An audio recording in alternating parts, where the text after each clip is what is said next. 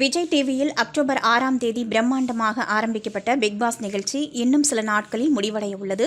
இந்த நிகழ்ச்சியில் தற்போது 12 போட்டியாளர்கள் மட்டுமே எஞ்சியுள்ளார்கள்.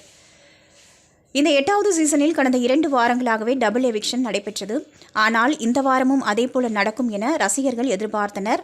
எனினும் விஜய் சேதுபதி ஒருவரை மட்டும்தான் எலிமினேட் செய்துள்ளார். கடந்த வாரம் இடம்பெற்ற நாமினேஷன் லிஸ்டில் ஜெஃப்ரி விஷாலை தவிர ஏனையவர்கள் நாமினேட் ஆனார்கள்.